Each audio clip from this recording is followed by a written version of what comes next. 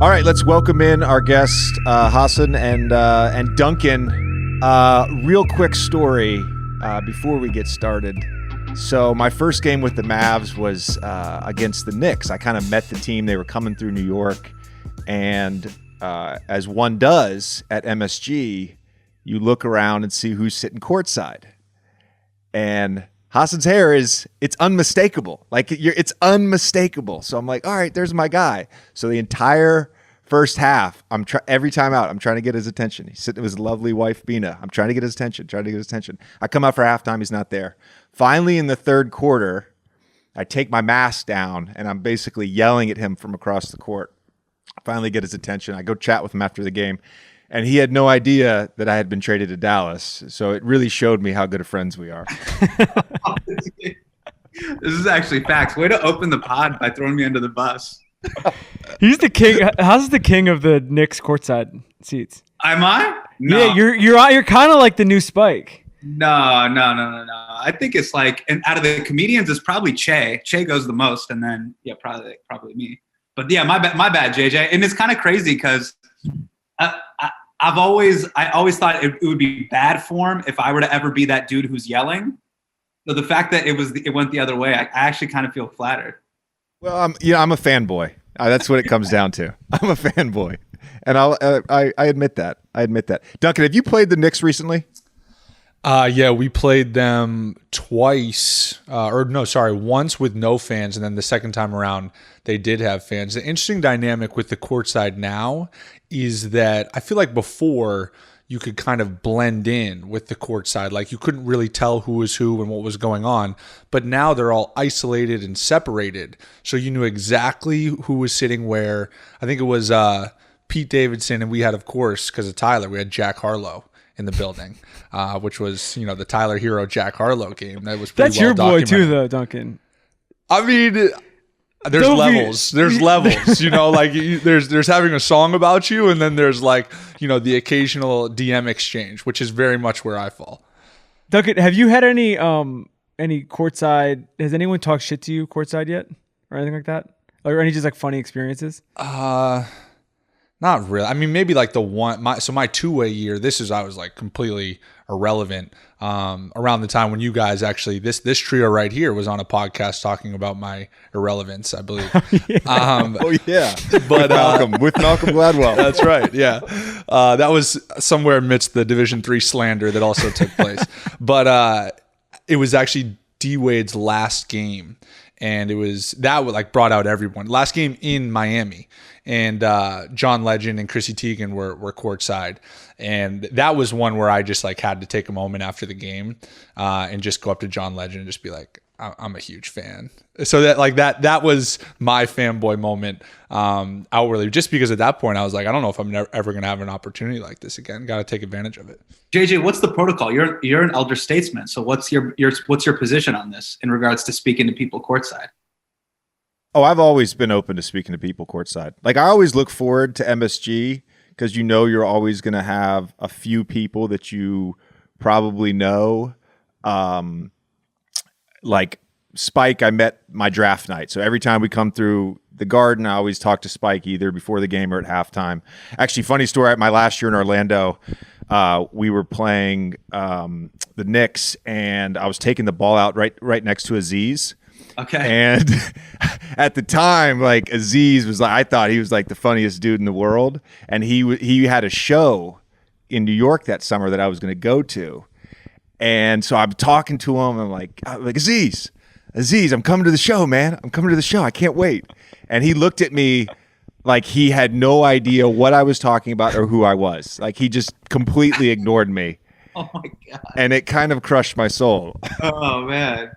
Hey, are you against, Duncan, do you not like it when people courtside talk? Is that annoying? Because I've always tried to be respectful. No, I don't mind. I honestly don't mind. I mean, oh wow. I truthfully, I very rarely notice it in live gameplay, right? You could pretty much say whatever. JJ, I don't know how you feel about this, but you got to be pretty outlandish for me to hear you while I'm playing. But where you really tend to hear it is exactly that, a dead ball, taking the ball out on a side out of bounds, that sort of thing. For me, I think it's I welcome any and all interaction. Have you ever gotten a creative heckle? Like when someone says something, you're like, that's actually pretty funny. Nothing really. Honestly, college was worse. College, I mean, I think JJ had it worse definitely than me. She had it worse than everybody. Yeah, I mean, I'm sure JJ got the brunt of it. I can only imagine, truthfully. JJ drinks his own pee was my favorite that I ever got. That was my favorite. Hasan, I have a question because I want to talk a little bit with all of you just about the Knicks in general. And what a bummer it is that there isn't full capacity at MSG right now, because this run they're going on, like it would be reminiscent of Linsanity or some of those moments when Melo was there, or those late 90s teams. Like, I feel like New York is missing out on that. But before we get to that, have you ever had a moment where you're on Celebrity Row and they don't show you?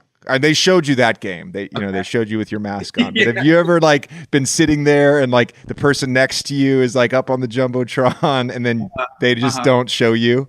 Yeah, I think the first time I sat courtside, they sat me courtside. They didn't. I was waiting for them to come to me during one of the timeouts and be like, "Hey, next possession or next timeout, we're gonna come to you."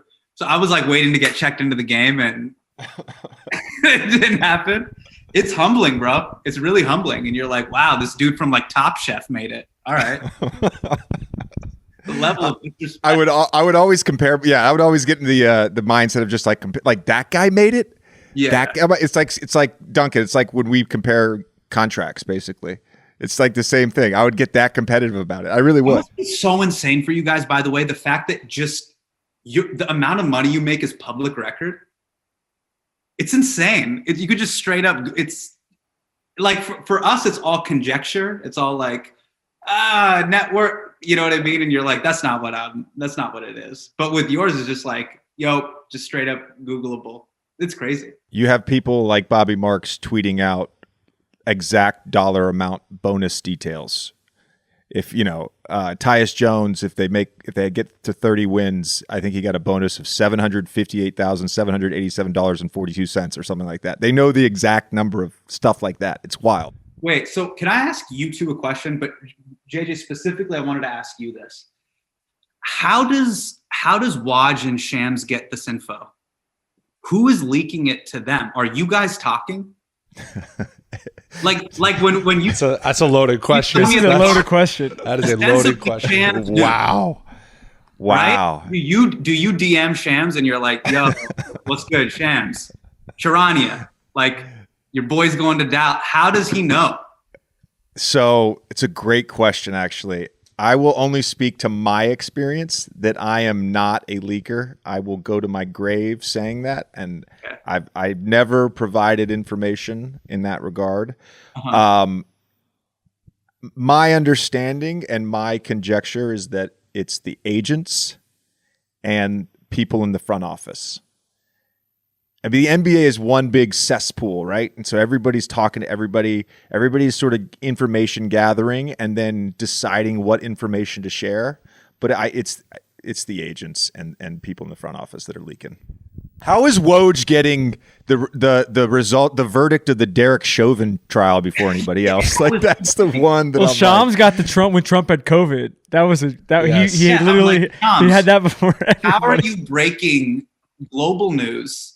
Like Shams will be like, breaking news: President Biden has announced we will be pulling out of Iraq and Afghanistan by September. I'm like, Shams, who's telling you this at the DOD? Like, how do you have all this information?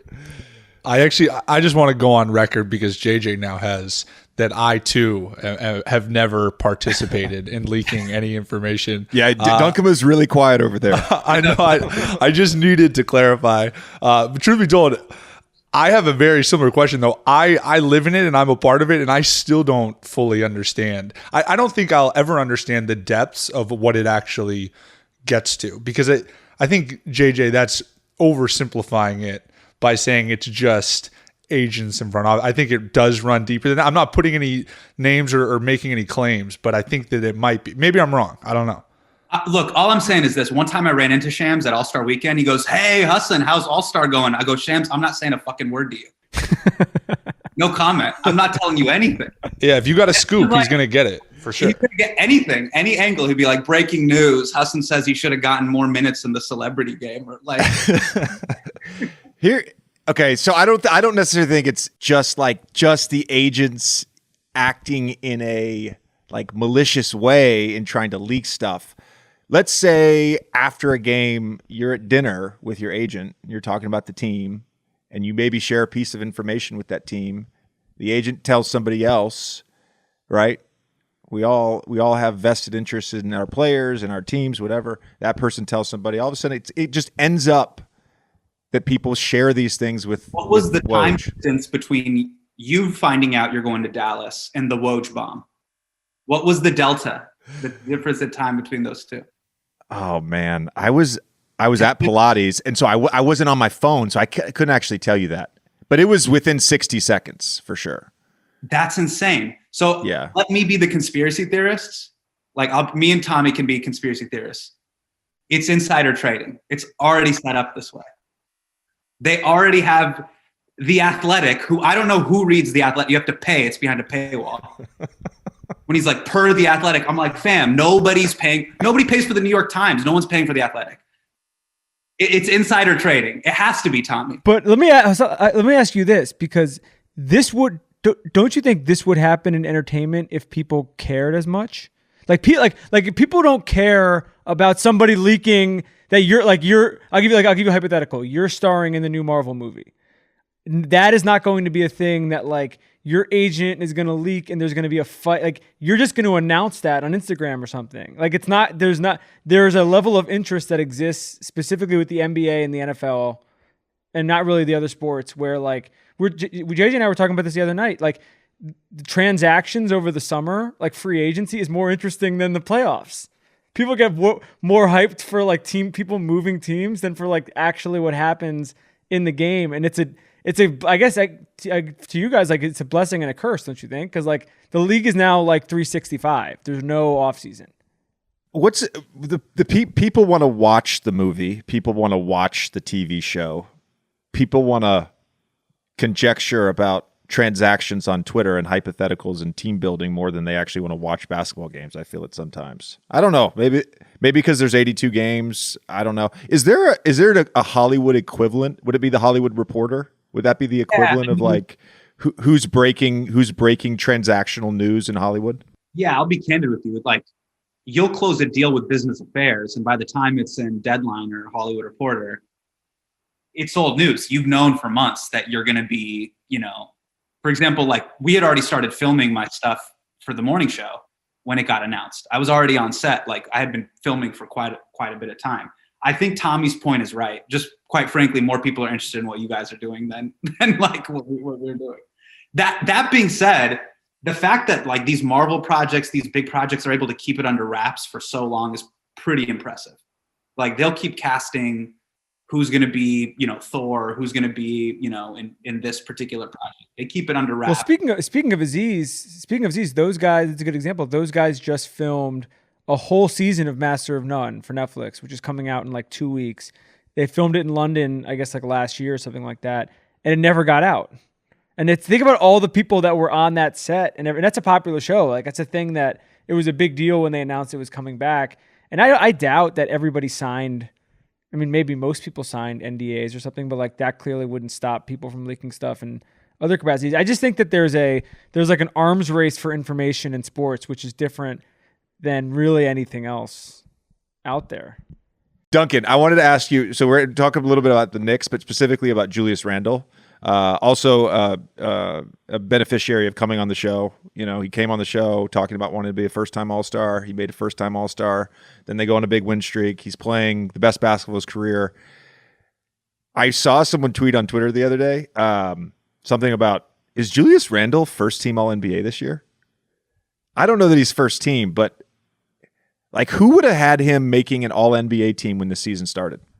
Yeah, I think the competition for first team is stiff. I mean, obviously, I'm not making those decisions or have any sort of vote. So, and I'm thankful that I don't, just because those decisions can be challenging ones. I think the impressive thing about him is, and it's just a reminder of like how early people write off young players in this league, in that, when he was in LA, he was pretty much written off as, inefficient, will never be a good player on a good team, this, that, or whatever. And then he had a really good years last year in New Orleans, but even in New Orleans, it was always going to be, okay, this will never be tied to winning. It's been incredibly impressive to see what he's doing. I mean, the thing that's crazy to me, you look at his shooting splits. That's the thing that jumps out to me the most. I mean, he's averaged, I think he's around like 23 a game or something like that. I think he had done something similar in New Orleans before, but it's the efficiency and it's the impacting winning that I think is sticking out the most to me. I mean, obviously it's not single-handedly because they have a great system, first of all, but also good players around him. But he's doing it at such a high level, and he's doing it efficiently, which has been just impressive for me, just because I don't want to say I didn't know he was capable, but like, you just hear all these narratives that are built up with players so early on. It's cool to see him kind of rewrite that. It's amazing what being a 40% three-point shooter does for the rest of your game. It just crazy. The efficiency goes up. The way that he can drive now off the dribble. He just had a monster game against us that year in New Orleans. I don't have his numbers in front of me, but I know he averaged, let's call it like 20 and 10. Yeah. Coming off that year, he hits free agency, and he basically signs a 3 for $60. But the third year, like next year's contract, is not fully guaranteed. Think about that.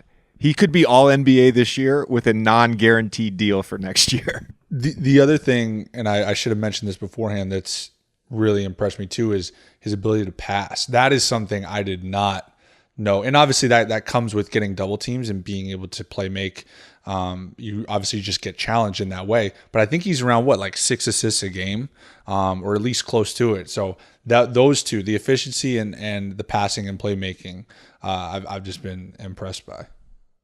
Hasan, Tommy and I have been talking about this, and I want to get Tommy's thoughts on this too. But the possibility of like a Knicks-Nets playoff series, and here's another one that Tommy's thrown out is, if the Nets win a championship, would it be a bigger deal if the Knicks won a playoff series in New York specifically? Go with the latter. Yeah. Knicks playoff series. It's weird. Yeah. That's such a weird. Tommy, you go to Nets games more often though, right? I go to Nets games. I feel strongly that the Knicks winning a playoff series would be a bigger deal in New York than the Nets winning a championship. Yeah, man. When you touch the city, just everybody in the city, just the Knicks. I've said this we've said this on the show a million times. Knicks fans to me are the best fans in the NBA, maybe the best fans in sports. When you think about their loyalty to what they've been given on all sides over the last 20 plus years, and that place is packed all the time. I couldn't agree more. I was at the draft night. They drafted Porzingis, where the kid was crying, and the people sitting next to me were just waiting for the Knicks draft pick, and they were so angry. Like as soon as they drafted Porzingis, they're like, "This always happens," and they just got up and left. They didn't even watch the rest of the draft. But their level of passion and commitment, and I'm saying this as a Kings fan, I really admire and respect it. It really is like a family. You know what I mean? Like it's highly dysfunctional, but they can't get out of that relationship. It's pretty dope. What is it like being a Kings fan? Is it similar to being a Knicks fan? Like in the sense that you're expecting to be disappointed? And I'm not trying to knock the Kings at all, but they haven't been in the playoffs since 2006. So yeah, it's like this. Everybody who's from a small town, who's from I would call it a B or C market, and I'm sure this is the way Oklahoma City fans feel. You have such a big sense of civic pride; it's all you really have.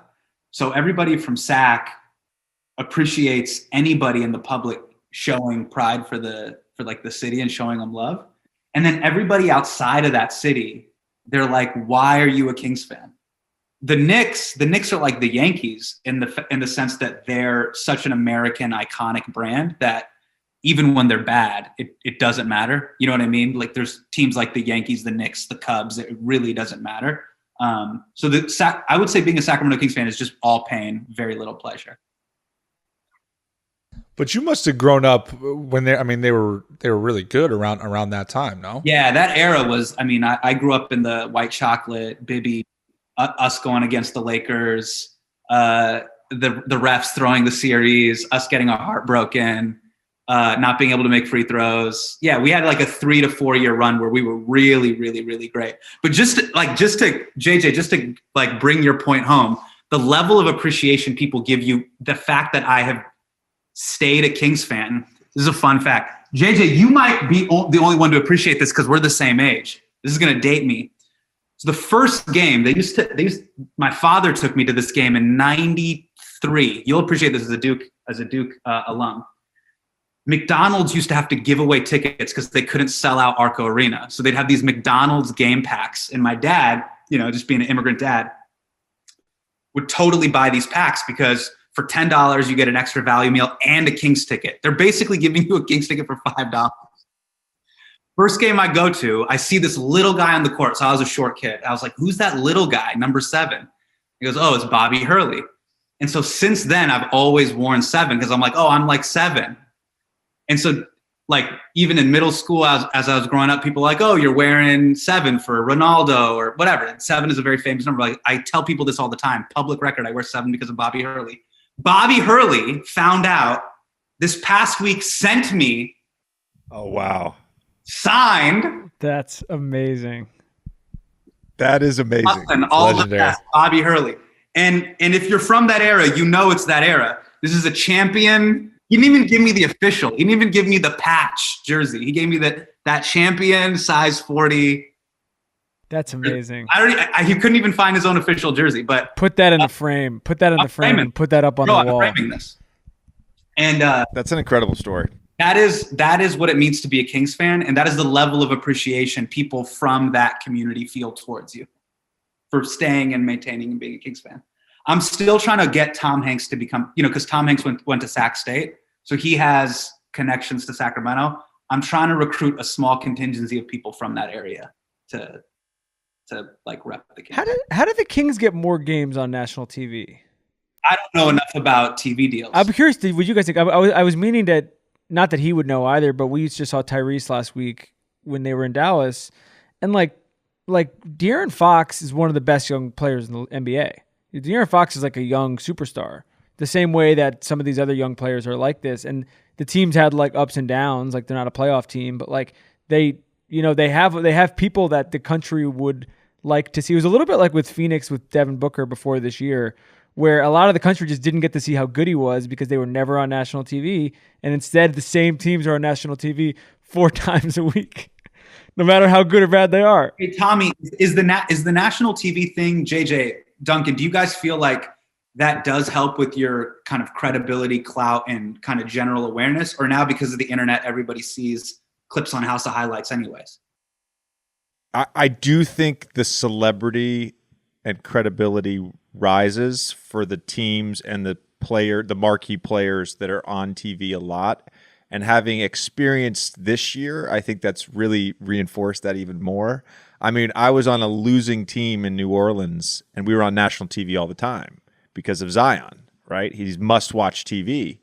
Then I come to Dallas, and I over half our games since I've been here, I've been on national. We just played 2 straight games.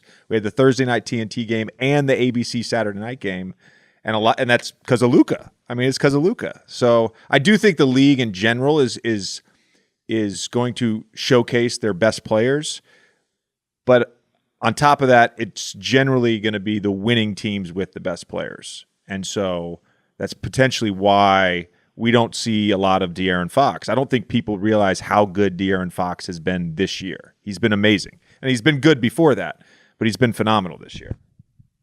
I think it's interesting how you have these built-in intentional narratives that you quickly learn.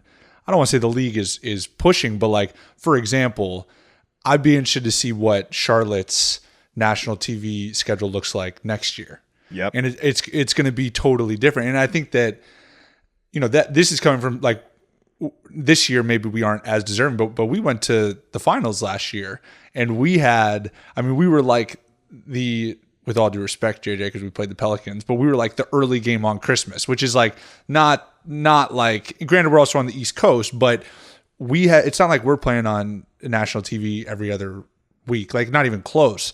So it's very much, I've at least learned how the league, which isn't a bad thing, but like they lean into these guys, which is as they should. They're trying to provide entertainment, but it's very much intentional and deliberate in that sense. Duncan, do you think you all flipped the narrative last year, making the run that y'all made to kind of get the more respect and credibility for the Heat now? I mean, some. I mean, I think that with the bubble, I think it's always going to have an asterisk, right? Just because, normal circumstances, the amount of times we've heard that in terms of, you put guys in normal circumstances, full gyms, travel schedule, all this stuff, no way that team's making this run, which is like, okay, like you can say whatever you want to say. We're never going to be able to relive that and play that out in a different scenario.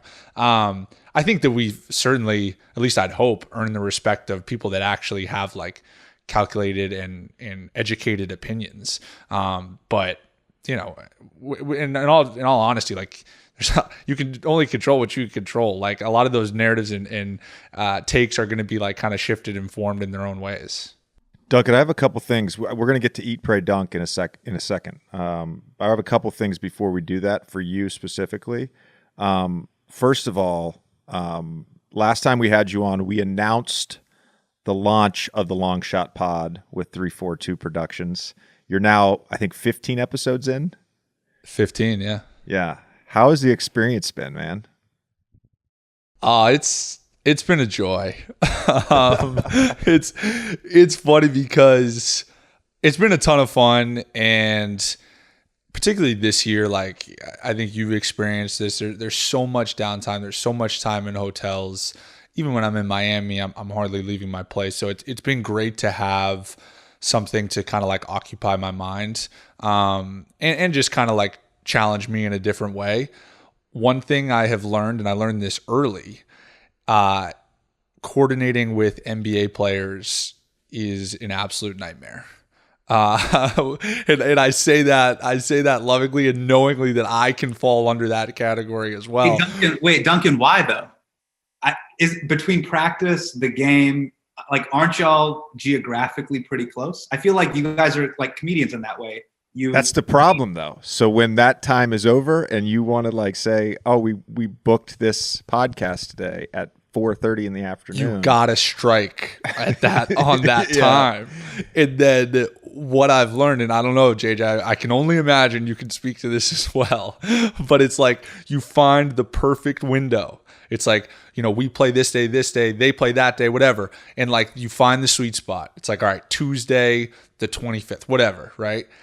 And of course, just when you lock in the time and everything, sorry, well, this came up. Yeah, I can't do it. Or you might just get the straight up ghost, which I always tell people, like, I never want to make people feel bad about, like, look, like if you don't want to come on, like, don't worry about it. Like I'm not trying to like blow up people's phones. I would never be offended if someone said I don't want to come on the podcast. Yeah, ever, we've gotten no's. For sure. And I have too. But it's just like, I just realized how much of a struggle it can be to coordinate. And that's my schedule too. Obviously, my schedule is crazy as well. That's like my big takeaway. I feel like this is the year where in a normal season, because, Tommy and I have done a bunch, and I did a bunch before Tommy started co-hosting with me. But in a normal season, like if one of those incidences happen, you can generally get a reschedule within a few days.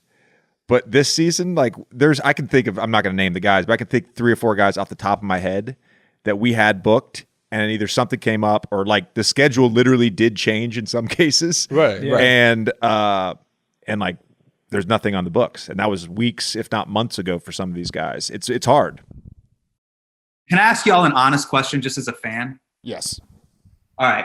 And please be straight up with me. Duncan, let's talk about like your journey from D3, Michigan, in the league, shining in the league, really kind of like this very real come up story, right?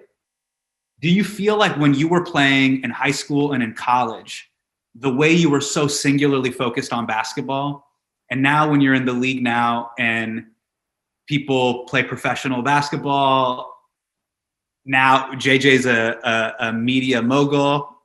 then like NBA players, you guys are also like venture capitalists. It would be like crazy news. Kevin Durant just made $50 million off the Coinbase IPO. I'm like, bro, why would he even show up to work? Y'all are doing like three things. You work at a hedge fund, you also play basketball, and then y'all are straight up booking podcasts. Be like, Malcolm Gladwell just flaked on me. Let's open up Google Cal before I go play a playoff game. Do you feel, just real talk, do you feel less focused than when you were in Roanoke, Virginia, or when you were playing, trying to get on and at the collegiate level to now? Do you feel a little bit more distracted, less focused, or do you feel locked in a way that you weren't before? Duncan, I'm going to let you answer this first, but this is a nice segue into Eat, Pray, Dunk. This episode is brought to you by Cash App. We just used Cash App in Dallas this past weekend. We went to one of JJ's favorite unnamed spots to play a little Golden Tee. Things did not end well in my favor, but I had to end up paying the NBA player a good amount of money on Cash App. So that's what happens when you make decisions when you have one too many beers. Well, the reality is, Tommy, you probably owed me for a few different, what I would like to call sporting events that were played that night. I'm not going to get into that, but I appreciate you paying me on Cash App. Cash App, make it easy. Also, Tommy, just as a reminder, I know you and I are talking crypto a lot. You can do all the Bitcoin and all the crypto stuff on Cash App. Yep.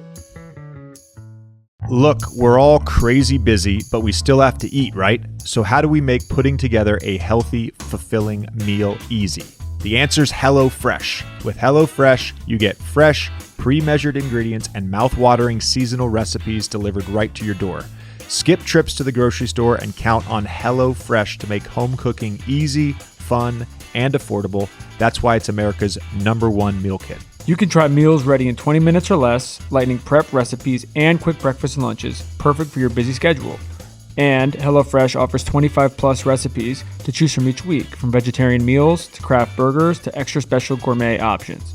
There's something for everyone to enjoy, with all recipes designed and tested by professional chefs and nutritional experts to ensure deliciousness and simplicity. Plus, over 4 in 5 HelloFresh customers say HelloFresh helps them lead a healthier lifestyle with delicious, low-calorie, carb-smart, and vegetarian options available each week. And the best part, according to the Zagat Dining Survey, HelloFresh is 28% cheaper than shopping at your local grocery store and 72% cheaper than a restaurant meal without sacrificing the quality. So go to HelloFresh.com/12JJ and use code 12JJ for 12 free meals, including free shipping. Once again, this is a crazy deal, by the way, Tom. Crazy. Once again, that's HelloFresh.com/12JJ and use code 12JJ, 12JJ for 12 free meals, including free shipping. HelloFresh, America's #1 meal kit.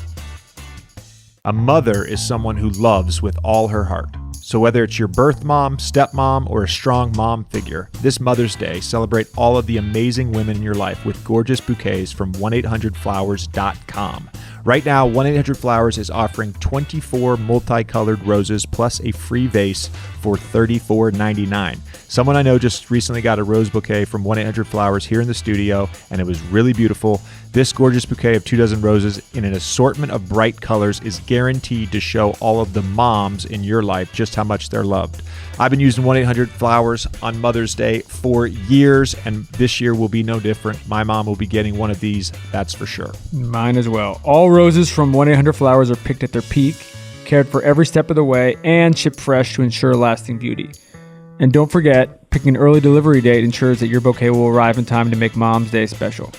Keep in mind, 24 multicolored roses plus a free vase for $34.99 is really an amazing offer, but prices will be going up, so order now. To order 24 multicolored roses plus a free vase for $34.99, go to 1-800-Flowers.com, click the radio icon, and enter code JJ. That's 1-800-Flowers.com, code JJ. Okay. Eat, Pray, Dunk for Duncan and Hasan, who have not done this. This is the sort of intersection of sports, wellness, mental health, food, wine, culture, all this stuff? And this is a great question. Duncan, I'm gonna let you answer first. It is a great question, and it's interesting because I've gotten these like, comments on social media or like on our YouTube stuff sometimes of, if I have a bad shooting game, like focus more on basketball, like go get an extra workout in and like stop doing podcasts, right? Like those exist all the time. So I think that helps me kind of speak. I'm going to speak to those comments and your question kind of in one, full answer. My short answer is no, I don't feel less focused. And the reason is this: when you're in high school and college, you have a million things that you have going on between class, schoolwork, like the social aspect. And then of course, like middle of my high school career, I was dedicating the same amount of hours that I dedicate now to my basketball. Now, what's really changed is like, in high school and college, I would try to do, like the before school workouts, the before class workouts. Then I would practice and I would, take care of my body after, or lift or fit all of this into a 24-hour day combined with all these other things. What I've realized now as a professional is all of those other things just kind of disappear. And I had this realization early on in my professional career of like, my sole objective every morning when I wake up now is how do I maximize this day to become the best basketball player that I can be? And what I've realized, and this took time, what I've realized in kind of the 3 years that I've been a professional is that there's only so many hours within a day that you can, with a sane mind, dedicate yourself to basketball. And that's on the court, that's taking care of your body, that's film study, whatever you want to call it. And actually those additional hours are equally important for your basketball. And that moderation is something that I've kind of struggled with. I've had veterans who've been awesome in that regard, like someone like Andre Iguodala, who's like exactly all those things. I mean, the funniest example of that is last year when we first signed him, he was like taking business calls like just all the time. And I'm like, dude, what is going on? Iggy was trying to take out Wall Street bets. He was no, he would legitimately tell you, he's like, yeah, this is like my second job. Talking about being an NBA player. He's like, yeah, I work on a Comcast fund. Like I have a full-time job, like salary and everything. And I'm like, real talk, Duncan, are you ever in just shoot around? And now like, because y'all are just 20, y'all, everyone's in their 20s and they got a smartphone, or they're just like, hey man, do you own Dogecoin or not? You got Ethereum? Yes. Or you got? Well, we talk 100%. Be real. JJ, you came in the league like 05, 06. Nobody was talking like that. Nobody. You were just trying to like survive in Orlando. The landscape has changed in regards to the financial stuff and the tech investing. And look, it's similar to, we talk about wine culture in the NBA on this podcast all the time. It's similar to the wine culture thing. It gets competitive. And it's like, and I've heard some stories about Iggy like straight up telling people like, yeah, I invest in this company and this is how much I made. Just like all right, dude, you could have just said it was a successful investment. I didn't need to know the number, but good for you. I would agree with Duncan. I feel like I'm actually more focused on basketball than I was in high school and college, because 15 years in, you have your routine, and to get to year 15, you really have to love the game. And so for 15 years of my life, to Duncan's point, he nailed it. You wake up and you say, how do I maximize my basketball ability today? And your entire day is structured around that. Like when Damian Lillard raps and everybody's like, go get in the gym. And it's like, no, dude, he was in the gym. No, we said this the other day on the podcast. I don't record podcasts on a game day. I'm not in the locker room recording a podcast with a teammate. Like I do it on off days, and also like whether it's investing or whether it's podcasting, like what's the difference between doing that or like smoking weed all day or playing video games all day? Like we all have to fill our time with something. And I would say this, and this kind of was something that I was going to bring up, but and you can speak to this too. Like in our industries, you have to find things that are soul filling, because of the pressure and the criticism and the constant ass being made on you. Like, you will go insane. You have to find something, and it could be one thing, it could be a number of things. You have to find something that's going to fill your soul. And for me, it's a number of things, but podcasting is one of those things. I enjoy doing it. I think there's three things, man. The first thing that I think plays to your guys' advantage, specifically in this unique period of time, is you all are uniquely positioned to become your own media representatives. You don't have to communicate with the media in a way that they can clip you out or soundbite you to your disadvantage. Like, the fact that both of you have long form podcasts, you won't suffer from context collapse, which is, I think, like massively advantageous in terms of just, you're right. Like, you could go crazy just dealing with the criticism on social media. I think the second thing that we're going to see from this era of athletes, I was just telling a buddy this, Tommy, I don't know if you agree with this just as a fan. I think we're going to see in this era of athletes, like NBA players, several NBA owners come out of like this class, simply because the sheer amount of capital you guys were all able to amass and then multiply through what Iggy was talking about and investing and all those sort of things. They'll be able to turn $100 million into $500 million and actually go out and buy a team, which will be really interesting. I think the third thing, this is just for me as a fan, I think the reason why the fans have this criticism or take is all of those iconic games that we grew up watching in the playoffs where dudes were just straight up brawling, like the Knicks and the Heat. You remember those series of Jeff Van Gundy hanging on to Alonzo Mourning's leg. Just as a fan, we want to see that in the playoffs and in the finals. And so I think that feeling from the gut from fans is like, man, this guy cares more about Ethereum than he cares about like pushing this to a game 7. By the way, I hold that same criticism with comedians. Sometimes like a comedian will be up on stage in a theater show and they'll be bombing. They'll just be fucking around and they'll be like, whatever, I got your money anyways. And I'm like, bro, do you remember when you paid $80 plus $15 for the Ticketmaster charge to go see Chris Rock or go see Dave? You got to give a fuck. You have to play like it's a playoff game, just because of, you have to remember the financial commitment people put into watching this. And I do agree with that sentiment from the fans. That's fair. I totally agree with that. And I think it's totally fair. Here's a problem with social media now. Social media, everybody owns their own social media account, right? Doesn't necessarily own it, but you choose to filter in and out of what you want in your public portrayal of what your life is. So if I'm always, which I do, I don't post a lot on Instagram, and it's generally, when I post, it's about the podcast. I don't post my shooting videos. I'm not one of those people. And I know a lot of people that do post shooting videos who don't work as hard at me at basketball.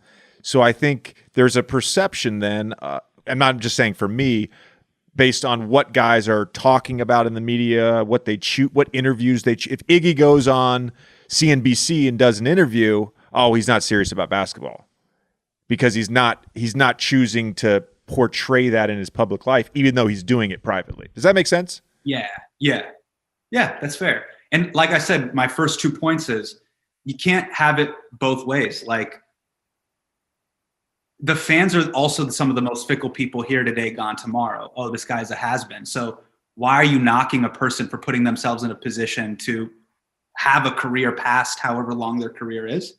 I think it's just that balance. I think it's that balance. Do you think that the level of competition is still at a very, very high level? Like the scrappiness, the brawls, the fights. Obviously, there's no like Ron Artest, Malice at the Palace type stuff happening. But do you feel it's there? I mean, Duncan, you were just in the finals. Did you feel like it was there? It's hard for me to compare it because I only have the fan experience of a previous generation as well. I don't have the playing experience of JJ. I mean, I just think JJ would probably be able to answer that question better than I think in terms of talent wise, I'm maybe a little bit partial to my era, but I think that in terms of talent, the league is at an all-time high, just in terms of general talent. But I do. I mean, you hear the criticism all the time of guys are too buddy, and that even like something as simple as everyone always daps up after games, which is, from everything I've heard, I don't know if this is like folklore or not, but it used to be after games, it was like, screw that, like you walk to your locker room. But I think that's also a result of this era that we all grew up in. Like I necessarily wasn't, but like you didn't play AAU with all these guys. Yeah, like I wasn't, but like all these guys played AAU together. All these guys went to LeBron camp. All these guys were in the top 100 NBA camp. Like they've seen each other on these circuits over and over, and it's like there's almost like a kinship in that. It's like, yeah, we're still standing. Like we're still in the league. Like we made it to this point. So I get it. I also get the criticism, like you said, but I do. One thing that really frustrates me is exactly what JJ said, in that I also choose not to have that content out there. And the frustrating thing for me is that I've seen that for some people that perception is their reality, and that posting workouts every single day does mean you're a hard worker, which is like, there's a disconnect there. Like it doesn't always. Yeah. There was a clip that went viral the other day of I think it was Maurice Lucas and Daryl Dawkins just like squaring off in an NBA Finals game. I think it was like 1978 or 1979. I can't remember the exact year. That's not going to happen. I would describe the NBA right now as it's like a community. It's a fraternity, right? There's a camaraderie that you have, and there's a kinship that you share with everyone in this community, right? And I would say it's not necessarily that guys are less or more competitive. There's just I think more of a mutual respect in general. And the other thing I would say is player turnover has a lot to do with this. I mean, guys are not sticking in one place 8 or 9 years now, where you're building up these rivals with certain teams and certain players. Player turnover, it's just like you're on a team and then the next day you're gone. There's certain players that get to stick around a lot. So I've played on 6 teams. I go play any team right now, and I've been teammates with 3 or 4 of those guys. So yeah, I'm going to go talk to them in warm-ups. I'm going to dab them up after the game. That's true. That's part of it. That's part of it. I want to ask you both, and Tommy, I'm sorry, this isn't really a question for you. Tommy, are you a part of the podcast? Or are you that? I'm just hanging. I'm hanging. I know. Tommy's just hanging right now. I'm along for the ride right now. Tommy, you got to be a value add right now, baby. No, I don't. This is Tommy's gift. This is where I disagree, because like the last thing when it's rolling, the audience wants is to me just start blurting in because I haven't talked in like 6 minutes. It's like I'll chime in at the right moment, but yeah, JJ, ask the question. Okay, you can ask a follow-up question after this question. So one of the things I wanted to talk to you both about is just performance anxiety, and I'm not referring to like stage fright or ED or anything like that, and not necessarily even just like the fear of being unable to perform your duty or your skill. I mean, just like, you know, whether you're filming a season of a television show or you're in season in the NBA, I feel like there's just a general like restlessness and a cloud that hangs over you at all times because you're constantly being asked to perform, and then there's repercussions and there's consequences based on that performance. And I don't feel that same way. I don't feel that in the offseason, in the NBA offseason. I don't feel it at all. How do you each, and Duncan, you can go first, but how do you each sort of deal with that or confront that performance anxiety? Yeah, I mean, I totally relate. I'll start by saying that. I think I'll say a couple of things, and one of them being, in terms of how I deal with it, I try to limit variables, if that makes sense. So like in terms of my routine, and this is actually something that I've taken from you in some respects, is that I just try to keep it the exact same thing every single time, so that there's no fluctuation in what I'm doing to prepare. And like a lot of I always say like confidence comes from 2 things. One, knowing that you're prepared for an opportunity in a moment. And that doesn't mean that you're going to have like total blissful peace of mind, but that's a start. And then the other one is actually experiencing success and seeing that work that you put in, you know, behind the scenes actually come to fruition. And that confidence tends to compound as you experience success. It grows and builds. Now the other side of that is like, I tell people all the time, like, doubt is always present in that anxiety, whatever you want to call it, doubt, anxiety, like it's always there. But like, I don't want to say it's fun because it's not, but it's like part of the thrill and challenge and like excitement of, I think, like a high performance profession is like learning how to actually wrestle and deal with that. And like for example, when I was on this podcast before, it's actually funny timing. You said like, oh, you haven't gone through a big shooting slump in your career yet, have you? And then of course, like I go through one, and it's like, you know, you ride out those lows, and it's like, you know, you say it all the time, like try to stay even keel, stay in the center. All right, well, that's easy to say. Like, okay, but of course, when I have a bad shooting game, like it feels like the world is ending, or let alone a stretch of bad shooting games. But like what I try to just perspective and like reframe my mind in terms of like, this is a part of it. Like learning how to wrestle and deal with these moments is like what makes this, it's like a privilege in a sense. Like that's what makes this profession and this opportunity so like special and unique. Like actually Spo says it all the time of like having these opportunities to play in these like high level games. Like this is like when you actually feel alive. Like there's half the league right now that has like mailed it in. Like their games every other night, like truthfully don't really matter, you know, like whether they go out and score 20, it's like one thing, but you know, whatever. But like we're now in this thick of this playoff race where it's like you're living and dying on like every single night. And like, that's how you would want it. The same way for your own personal career, like that's what you want it to be. That's when you feel like alive, I guess. That was a long-winded answer, but that's what I got. That was well said. I enjoyed it. It was a good answer. When you're Duncan, when you're in a shooting slump, do you feel it the next game? Are you in your head a little bit? Yeah, I mean, you got to have a short-term memory in some respects, but like everyone's like human. I think that it still exists. Like you can't just like totally erase. Maybe some people can. I can't, but I think that's exactly that. That's like a skill, like anything else. You learn how to just kind of push through that, and you also build equity, right? Like, you know, if JJ has a couple of games where he doesn't shoot well, it's not like people are going to turn around and say, "Oh, JJ can't shoot." Like everyone knows what JJ. Actually, I sorry to interrupt you. I had a 7-game stretch to start the season. They will say it. They'll say I was 7 for 42 over 7 games, and people, although I've shot like 47% from 3 since then, people, you know, they're still like, "You forgot how to shoot," and I'm like, right, okay, right. All right, we're gonna not count the other 1,000 games, but we're gonna really focus on those 7 games. Can you diagnose it, JJ? Because both of y'all are shooters. Can you quickly diagnose what it was? You're like, I like hitched my arm a little bit there. I was tight in my back. Like, can you actually diagnose it, or is it honestly just like anything? You just everybody in life has bad days. I had a couple bad days, and it just happened to be on a big stage. I would say you're not drawing like straight lines with a ruler. So it's hard to diagnose because every game is a different environment. The coverage is different. How the ball was passed to you is different. The timing of everything is different. So you just kind of got to move on. Like I practice every shot that I take. So you just kind of got to move on.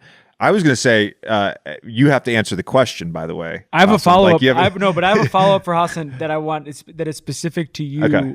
Unlike these two on the show, Yeah. is you're somebody through Patriot Act, but even before Patriot Act, you're a voice. You know, you're somebody that millions of people all over the world, and really all over the world, not just in the U.S., they look to you to speak on politics. They look to you to speak on social issues and a bunch of different things. We've talked about this in private a little bit. I don't think we talked about this last time you were on the show.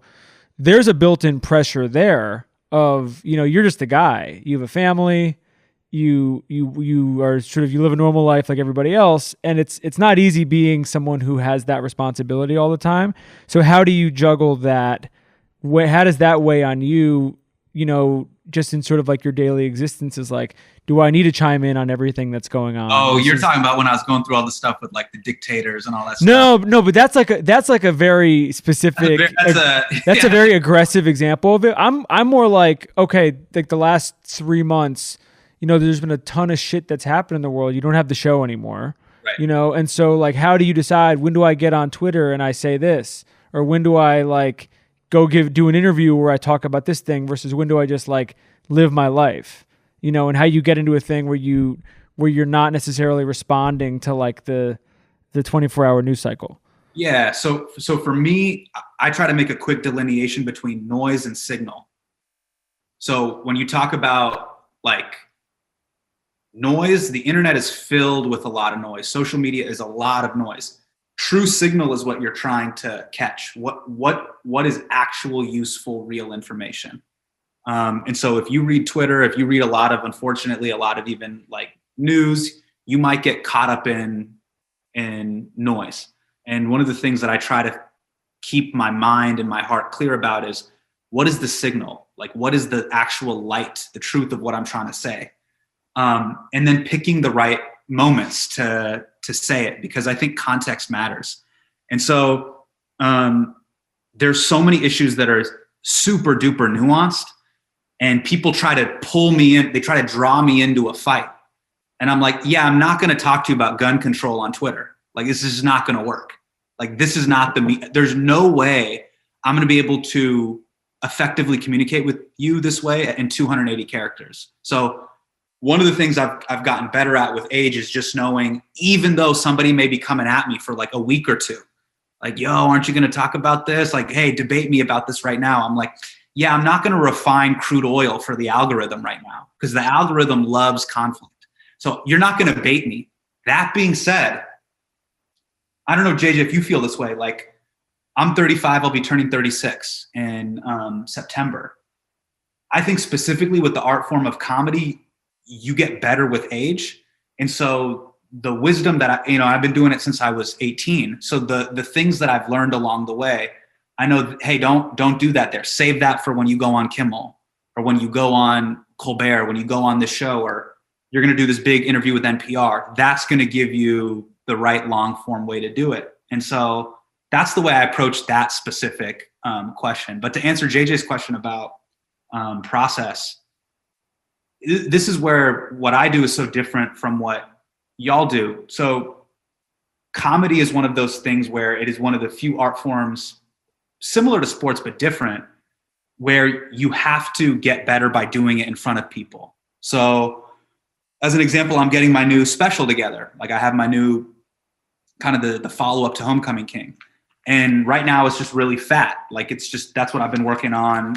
And I'm doing these small residencies. And so this is like 75 pages of just all the jokes and the takes and the stories that connect to this, the act breaks. This writing, I've been doing it long enough. So it's kind of like what Duncan said.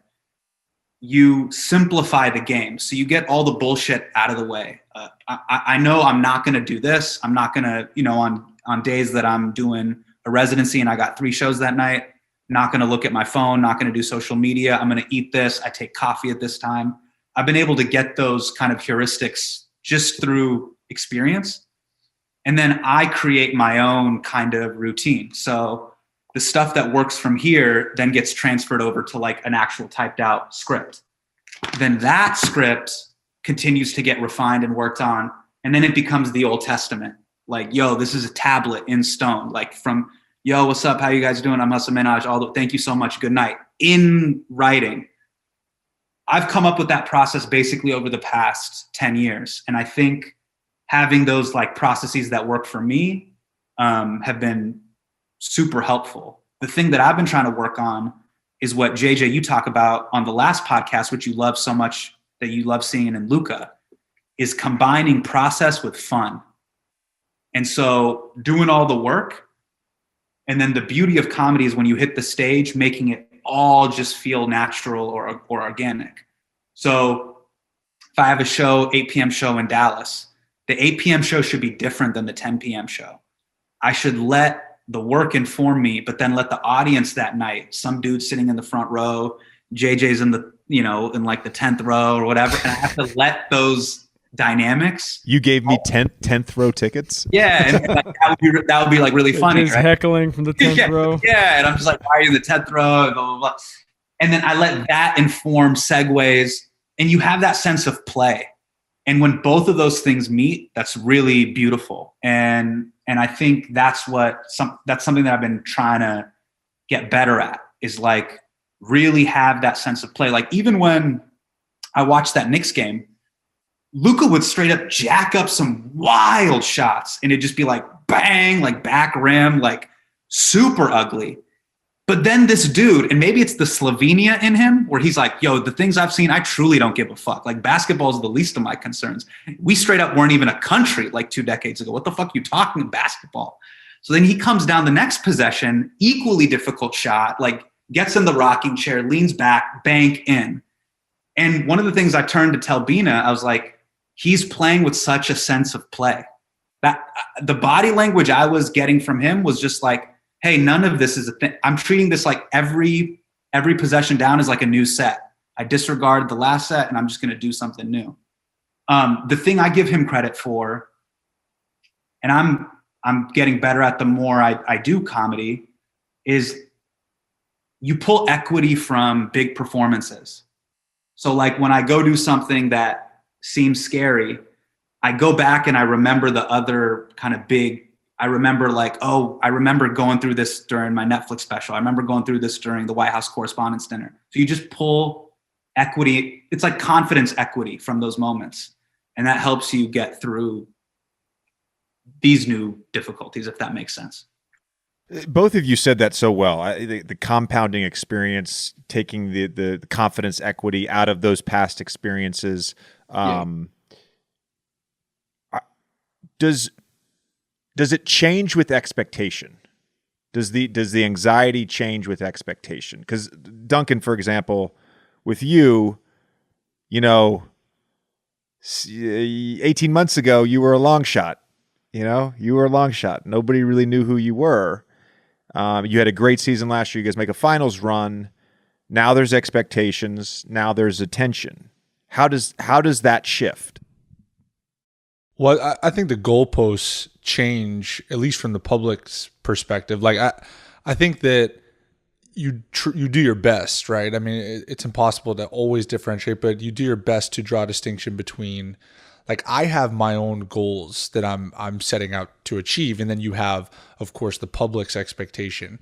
I think an example of that is this year, where percentage-wise, I'm not shooting as, like, if you look at numbers, my percentage is down. Now, I would turn around and say truthfully that I don't think I've shot the ball as well as I'm capable of this year, one, but also two, this year has looked entirely different for me from a game planning standpoint, from what I'm seeing every night defensively. So it's like, everything requires context. And on top of that, like, you have to look at everything with all of its context. And I think that I try to stay true to, like, exactly what Hasan said, like, with my process of, because it's funny because there's so much overlap and there's so much similarities there, is that the challenge becomes stay true to that without buying into all of this, because it's exactly that. It's noise.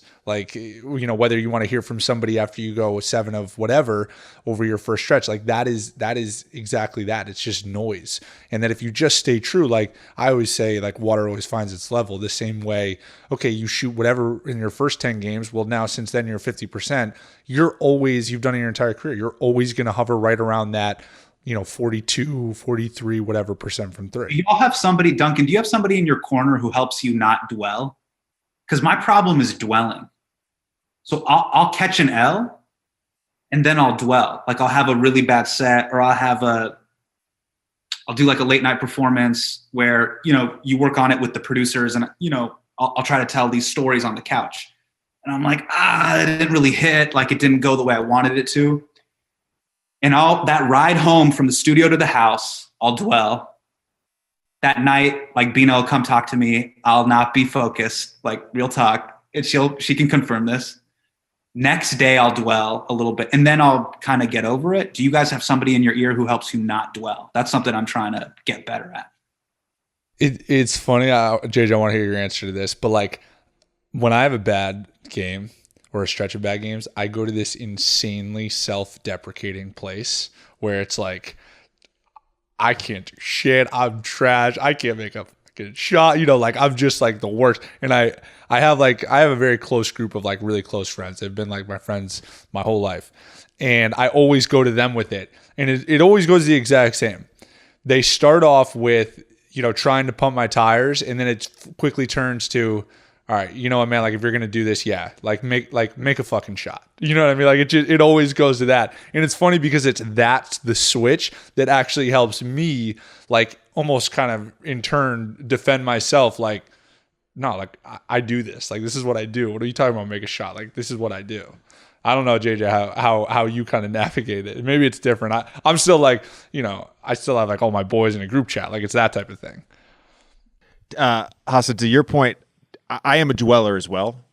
Like, and I think part of it is I want to be perfect. I'm a perfectionist, and like my dad, when I was a kid and even to college, NBA, whatever. Like he'll text me after I've had a bunch of games where I've had a career high, but missed a free throw. And he'll text me after the game and be like, I know you're just thinking about that free throw right now, but you played great. I would say my dad's always been that for me, but I've been married almost 11 years now. And the last few years when you're hitting those dwelling moments, I'll say something to Chelsea and she'll just turn to me and be like, shut up. You say this every year. Like, I can't make a shot right now. Yeah, it happens every year. Like she provides a bit of perspective. I do this sometimes. I go back on Basketball Reference and I look at game logs because I like to go back to a specific game or a specific moment in time in my career and try to remember what I was feeling, what I was going through, all this stuff. So I remember this game. It was right before Thanksgiving. My third year with the Clippers. This was the year that I led the league in three-point shooting. I shot 47.5% for the year. And we had a game right before Thanksgiving. I shot like 1 for 4. I played like 18 minutes. We played the Jazz, whatever. Next day was Thanksgiving. And actually my friend Ben Winston was over that day for Thanksgiving. And we were talking about things. I was just out of it, whatever. Next game, I had 20 points. But that Thanksgiving day, I thought I was the worst basketball player in the world. And I looked at the 15 previous games before that 4-point game, and I was averaging like 20. Like it's hard in the moment to not dwell on the performance because that's the last thing you did. And in anything you do, people are paying money to watch us play. Yeah. We are playing a game that has a result, a win and a loss. Yeah. In the same way in comedy, people are paying to watch show. People are paying to subscribe to Netflix. They want their money's worth. And part of it is you feel that, right? And so until the next time you go on stage, until the next time you can perform, you can't let go of that feeling. I can't stop dwelling until the next time. And hopefully the next time is a better performance. Otherwise, you get 2-3 in a row, Duncan. But to shit starts hitting the fan. The fact that you have your boys that are just kind of like, yo, cut it out. Like when you really take the pity party too far, it is important to have people around you to check you, to let you know the cosmic joke that like, yo, bro, I know you think your problem is the center of the universe. It doesn't matter. You're one scroll away from all of us not caring. Like, I'm sure you shot 4 for 12. Like, we're going to mute you. Yeah. I'm literally on to the next thing. And I think that it's funny. I've talked about this with other people. I'm still trying to make this make sense, but that can actually be really liberating. It can be deeply liberating that nobody really cares. Like it matters to you, but people really don't care. And in that way, it can just be liberating and freeing to say, all right, well, if it really doesn't matter, and if I'm one scroll away from being irrelevant, then I might as well just go for it. Well, right? this is what I was going to follow up with you with is like where we've been talking about the basketball versus entertainment comp, this whole conversation. But one thing which is really different in entertainment, and you and I have both seen this, and JJ's seen it a lot just being around it in LA, is there's so many people blowing smoke up the ass of people in entertainment who don't do good stuff. You know what I mean? And so it's like the objectivity of what is good versus what isn't good is total. these guys know when they shoot well and when they don't shoot well. Their coaches, their teammates, the media at the games, there's a very, very clear metric of their success. It's not really that way in entertainment. And so does that get into a place with you, like say I'm going to give you two sort of specific examples. You know a ton of comics who are some of the best comics in the world who are not famous, who are not well known, they've never made it, but you're like, this person pound for pound, at the Cellar, this person is a better joke teller than these 10 comedians who have made 10 times the money and are 10 times successful. And the other thing is like, you're doing movies now and stuff like this. It's like when you're deciding what to do, it's like you could be in a movie next year that could make like $1 billion and the movie could suck. And so how are you going to be like, is that a success? Is that everyone got rich, but the movie wasn't good, versus like I did this independent movie that everyone was like, this was amazing, but it made $19 and no one got their money back. And so when you are like picking success for yourself, how do you calculate it? The way I calculate success for me is like, by the way, first of all, great point. A lot of things in life are subjective. One of the things I love the most about sports, and it's funny, I tell people this in the writer's room or just other collaborators, people in the arts, I'm like, man, I wish this was more like sports. Because if you drop 35 in a game, that's it. You can't really say anything at that point. If somebody has a triple-double in a game, it's just, they're nice. There's nothing else you can say about it. The arts, music, movies, it's so subjective. Like you may love Ted Lasso, this person may hate it, right? It's too subjective. So how do I remain truthful to myself, and what are the metrics I judge things by? Here's how I do it. There's this great quote by David Bowie, a famous musician who passed away. He says, when you're creating art, imagine your feet are at the bottom of the pool in the shallow end, and you can walk and you're really comfortable. Just as you're getting into the deep end and your feet start leaving the shallow end and you can feel your toes leaving the floor. He's like, that is the place where you should be making art. Like that's the moment where you feel alive as an artist. And so what I've tried to do is make choices that are that way, where I can feel my toes leaving the floor. Like the show that I'm doing right now, it's called The Morning Show, and it's a pure drama. It's me, Reese Witherspoon, Jen Aniston. And it's a drama. Billy Crudup, long monologues. It's very different from the past 16, 17 years I've just been doing kind of comedy. But to me, I can feel my toes leaving the floor. I'm still playing a fake TV reporter. Like that's in me. I've been doing that for the past 7 years of my life. So I know how to do that, but I don't know drama. So I'm proud of that choice. Whether a ton of people see the show, whether it wins a Golden Globe or an Emmy or not, I'm proud of making that choice. And I try to make choices that feel that way. Like, it's almost like anytime I can see the passing lane and I go for it, and obviously it's a calculated decision. Those are the moments where I feel proud of myself, irrespective of the outcome. So I just want to continue making choices throughout my career that honor that. You know what I mean? Both of you dropped some truth bombs on me tonight. I took notes on both of your answers on a bunch of these questions. I'm being serious. Like I think this is going to be a reoccurring thing. We're going to do this like every 2 months. You guys just come back on. We need a name for it. Take notes from what I'm saying. Or me for that matter. I feel like you've lived all of what I'm saying. You've already conquered. No, there's good stuff here, guys. There's the noise versus signal. I like that. I like noise versus signal, and the Bowie quote. I mean, that goes back to what Duncan was talking about earlier. Like, yes, it's an unsettling feeling to have that cloud, that anxiety, but whatever.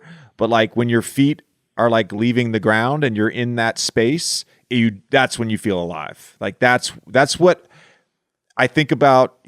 I'm in the later innings now, and I think about, am I going to miss that feeling?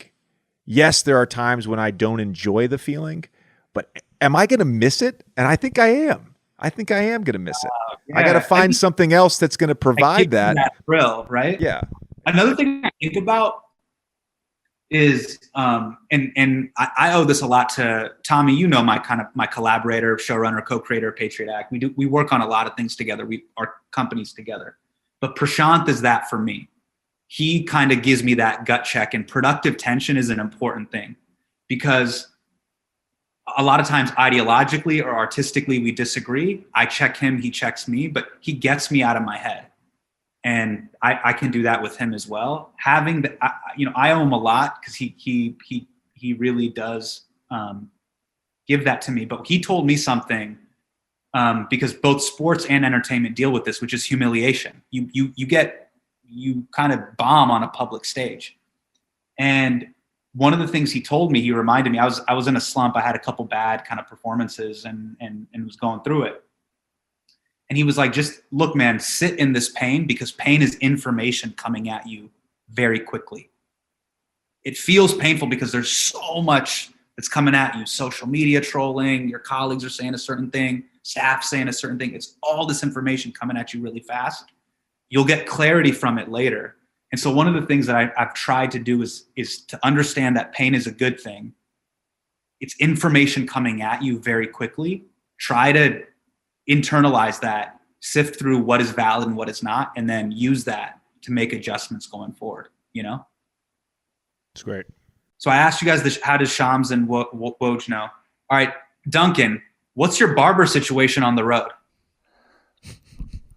On the road right now. Because it looks consistent, bro. It's looking consistent. And I'm dealing with between I got my New York guy, but in LA, I got a problem. How is yours looking consistent being So actually on the road right now, it's non-existent. I just keep it.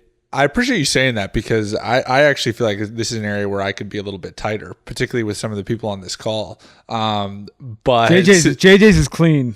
JJ is one of the best in the league. JJ, Not right now. I need to. It doesn't miss a day clean. I feel like every time I watch a Pelicans or now Mavericks game, it's just like it looks like he just got out of the chair. Like, what am I supposed to do with that? My hair grows fast too. Yours is crispy, bro. Yours is pretty crispy, especially in your 30s. You're looking real perpendicular. Did you wait? Tell him the thing Thanks, about bro. Tell Hasan thing about the Lakers and calling you Jimmy Neutron. Actually, I should have brought this up when you asked finals. If there's been good chirping. Yeah. I have an issue with that. Not that I was called Jimmy Neutron, but basically to encapsulate the story, we were in the finals and the bubble. You hear everything because there's no fans or anything like that. Basically, every single time I would touch the ball, the Lakers bench had gone from. Actually, I'm not gonna go down that path. But they basically. Every time I touched the ball, it was Jimmy Neutron. I had the hair. I have a big head. Just that's how I am. And that's all I heard. So then I'd also been called Sheen, though, which this is where I struggle. And maybe you guys can provide some clarity for me. I don't understand because Sheen and Jimmy Neutron don't look alike. So how can you look like two people from the same show that look nothing similar to each other? But all I heard in the finals was Jimmy Neutron, but the general public thinks I look like Sheen. Oh, it's interesting. So I think this is a great branding. I got to be honest, I don't know what Sheen looks like, really, Yeah. but I think Jimmy Neutron as a thing just to call you is the funniest. It was mostly Dwight Howard, I think. Not surprised on that. I give him credit. I mean, I heard it and I was, I took my mind off. Don't skip past this barber situation. JJ, you're getting shy. How are you doing this? You fly a guy out? What's the deal? You talking about me? What about you? Bro, first of all, I got to cut. Your fade and taper is too Hold crisp. on. I got to cut in New Orleans the day after Christmas, after we played in Miami. I had to cut like right before I left for New Orleans in late November. And then I got to cut the day after Christmas. I didn't cut my hair again for like 7 or 8 weeks because of the COVID protocols, because we could only go to one barber. And I didn't think that barber was particularly skilled. Because you know how it is, man. Like you find one or two people. Like there's a guy in Miami that I think is great. I have a guy in LA. We could do an hour on NBA barbers. That's it's a different conversation. There's an COVID aside. There's so much drama in it. Honestly, there's like a scripted show about the NBA barber life. All right, second question. I've always been curious about this. So what is your guys' caffeine intake on practice days, training versus game days?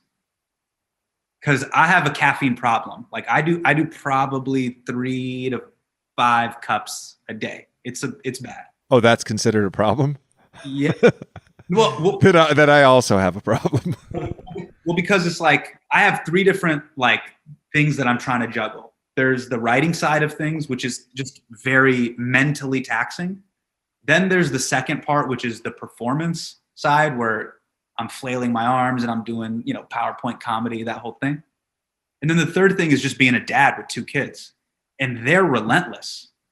Their energy reserve is relentless. And by the time I get back, Bina's like, they're all yours, right? And so I have to, I'm trying to, I have to kind of get the NOS booster for each of those kind of chapters. What do you guys do? Because Bina's like, you're addicted. You have an addiction here. I am every day without fail. I have 2 cups of coffee in the morning. I take my coffee black. I take my time. I read the news. I look at my schedule for the day. I just get ready for even when I'm with my kids. Like we sit there, we'll watch the Today Show, and we'll just kind of like talk about the day, have my 2 cups of coffee. Dude, JJ, morning coffee is I cannot tell you how incredible it is. I look forward to it. Like I'm so excited for tomorrow morning. I'm so excited for tomorrow morning. It needs to be good coffee though. It needs to be good coffee. coffee. Like I had airplane coffee today, not good. Like it has to be a good cup of coffee. Yes. And so then if it's like a training day in the off season or like a practice day, I don't really do it, but like a training day, I'll need a 3rd cup at some point, and then that's it. But then on a game day, how much time before performance? So I'll do an espresso, like a double shot, 30 minutes before showtime. So I was just going to say, I usually have a cup of coffee before a game about 45 minutes, 30 to 45 minutes before a game. That's when I have my little burst of energy. Duncan, do you drink coffee? You have. Now, my answer on this is pretty simple. I love coffee, but I have actively tried to put off my coffee addiction. And I know it's around the corner. I can almost see it there. But I don't have it like ingrained in my routine just yet. It's funny because one of Duncan's teammates literally makes coffee. Jimmy is makes and distributes coffee. Yeah. He's gonna be like a coffee baron. And what do you mean he makes it? Like he'll grind it, do the whole thing. Dude, he was making it in the bubble and selling it for like $20 a cup. It was crazy. Big Face Coffee, right? Is it Big Face? I had Big one of those. Coffee. What is it? Big Face Coffee. Big Face. Duncan, you don't like that little hit, that little kind of that woo. No, I do. Like I just haven't like incorporated it into a consistent daily routine. Like I can't relate. You guys talk about waking up morning. Like I can't. I'll occasionally drink coffee in the morning, but it's not like it's not there yet. Would you argue that he's better for it? No, I wouldn't. I would say I could give up. There's a lot of things that I'd be willing to give up out of like vices or things that, take away from what I should be super focused on. Coffee is a non-negotiable thing. Duncan, the one thing I'll say is, man, and like when you become a father, you have to drink caffeine. Like when you become a parent, you have to drink caffeine. There's no way around it. There's no way around it. But it sounds like for both, like it's not a vice as much as it is actually helps your performance and enjoyment of life. If you've done it for so long and you go cold turkey, it's definitely going to negatively affect your performance. Dude, the headaches are crazy. Yeah. Yeah. You feel like shit. It's not a choice. Yeah. I mean, you're right, Duncan. You kind of feel like it's a necessity thing. Duncan, we're not talking about cocaine here, man. It's just Duncan's been hanging in Miami too long. He's like, I avoided it on purpose. I watched those Dare videos in middle school. I'm not. That's what those people are doing outside my apartment when I'm trying to sleep. No, I don't say I avoid it because of that. I just think of it as like, I don't know. It's just like another part of my. I don't know. I don't avoid it because I think it's like bad for you. I'm not like. Wait a second. I don't think it like stunts my growth. You know what I mean? Like that was like the thing in high school. All right, my last question is for Duncan, and Duncan first, but then for JJ. Duncan, what got you to want to do a podcast? Because I've been asked many a time to do a podcast by Tommy. Tommy, I shouted you out on the Vince Staples interview, and I refuse to do a podcast because I'm giving receipts to my enemies. Duncan, what got you to do it? JJ, what got you to do it? I kind of know, JJ, your position on it, but I'd love yours, Duncan. Yeah, so my position is that I'm not super active on social media. I'm not, like, a lot of my teammates are, posting various parts of their day and like interacting with fans in that way. For a long time, I had kind of refused or was unwilling to kind of come to terms with the fact that I have a story that people can actually gather like inspiration from. And I realized that not doing that was like, there was potentially good out there and the opportunity to inspire that I wasn't tapping into. But I would have times where I would try to post different stuff and it just felt like disingenuous in a way. So I had a conversation with my agent about it, and he actually kind of came up with the idea. And I actually had a podcast in college where it was like a teammate of mine and we were just kind of like bullshitting, but I enjoyed doing it. And it basically became that I felt more comfortable in this kind of like long form setting where I'm actually able to, everything isn't like quite as curated and cut up, and it's more, for me at least, and once again, to each their own, like it just feels a little bit more genuine. And I also enjoy like the storytelling component to it.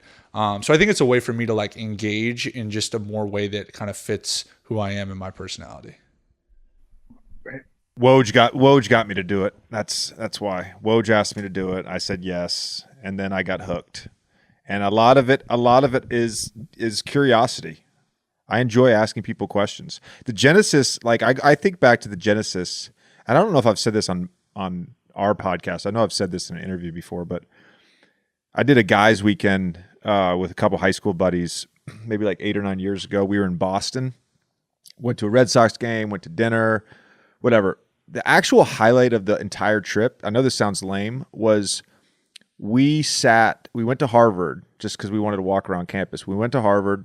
We grabbed some chairs, we put them in the middle of the quad, and we sat there for like an hour and a half and just talked about life. We asked each other's questions. And I remember leaving that and being like, man, I wish somebody had recorded that. I wish I had that.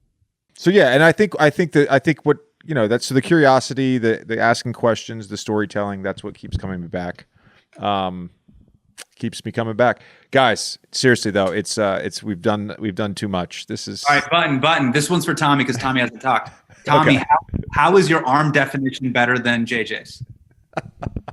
How? Because JJ's been spending too much time podcasting and not working out, apparently.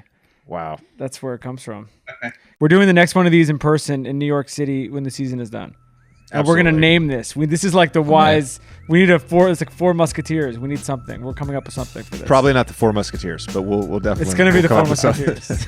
All right. Appreciate you both. Thank you for the time. See you guys. That was awesome. Thanks. Good man.